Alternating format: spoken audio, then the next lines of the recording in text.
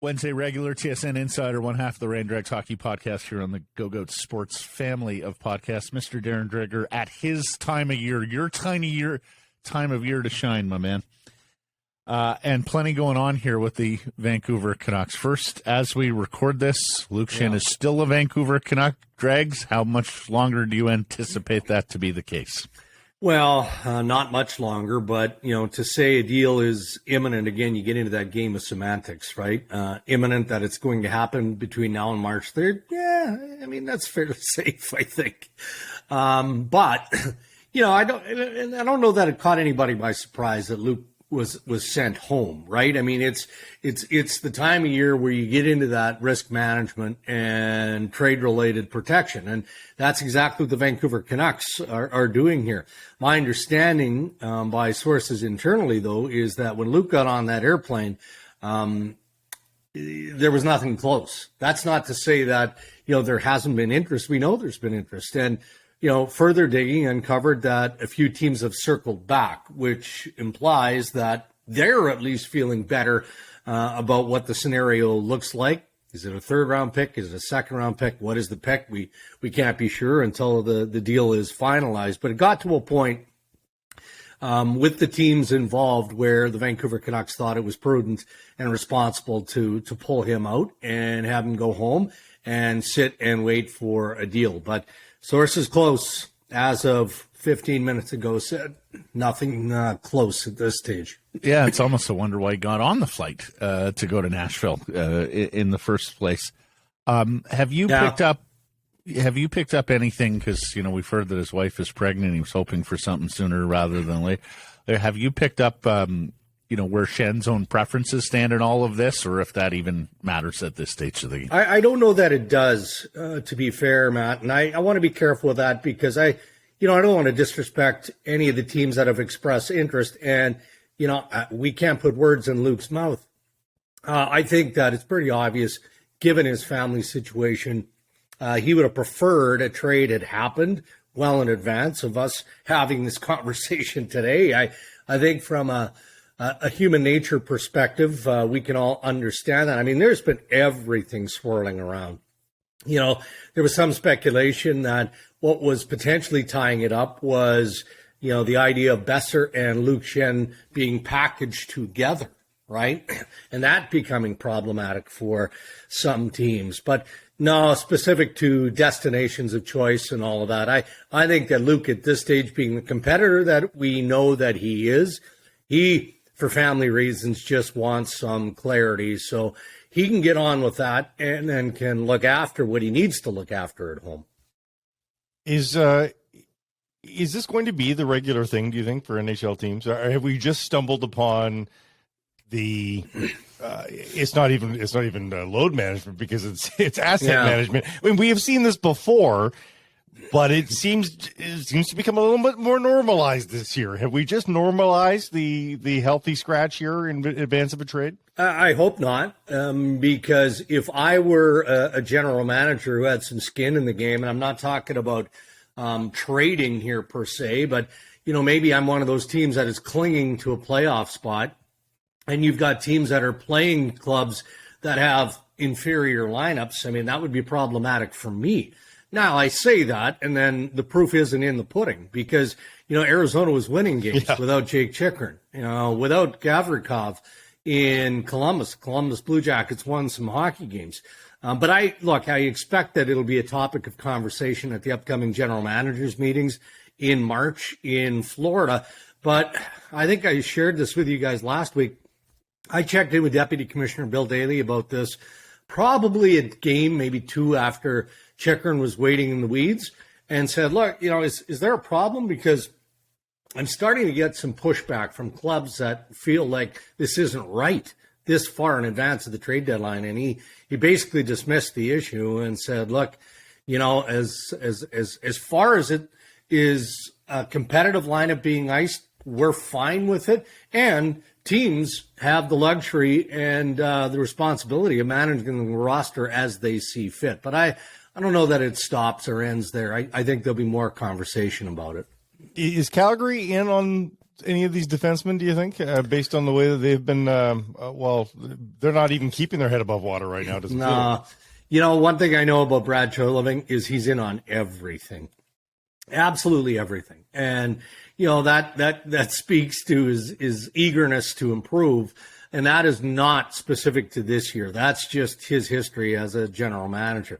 Yeah, I think that he's obviously frustrated, but I think that he's also flummoxed because he doesn't want to let his team off the hook, right? I mean, he feels like his players have got to find a way to start winning some games and, you know, give him the currency so that he can get into the trade market between now and the deadline and make any sort of moves that he's wanting to make.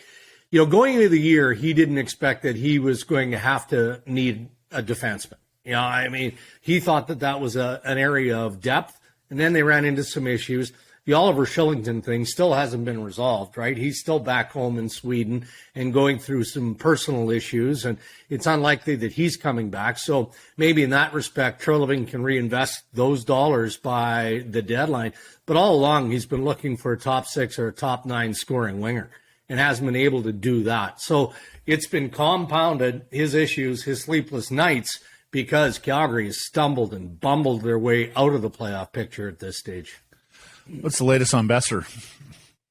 It's a good question. Not a lot, but, you know, again, it's one of those things that can change very, very quickly.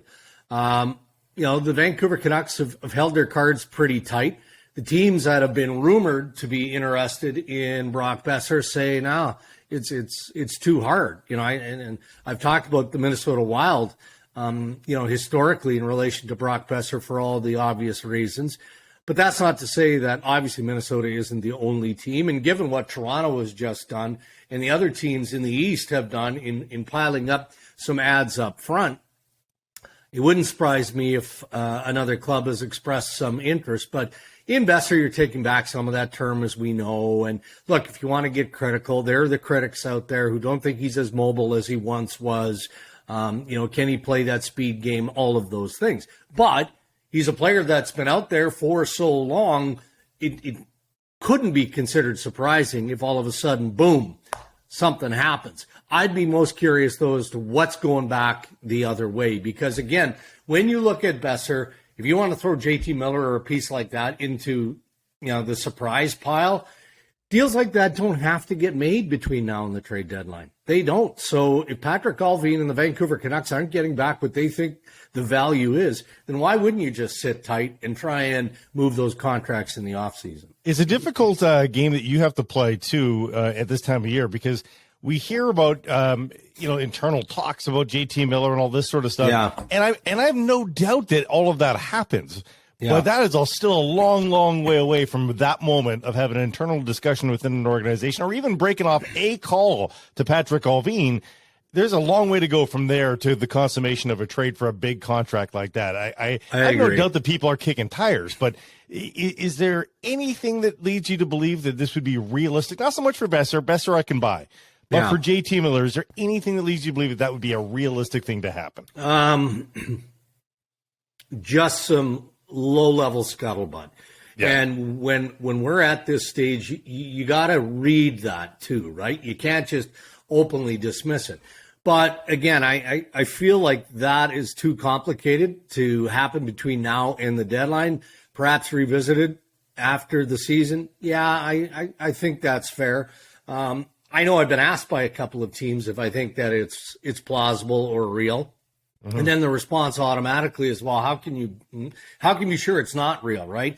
And then the response is, man, they do that quickly. I mean, that's coming from other teams out there. And right. And I know those close to JT Miller feel strongly that it's not going to happen by the deadline. And in fact, you know, I was told by one source that Patrick Allvin may have reached out to the agent here, the Bartletts, to say, no, we want JT Miller to be successful in Vancouver. That's what we want. Now, what's the timeline on that level of success?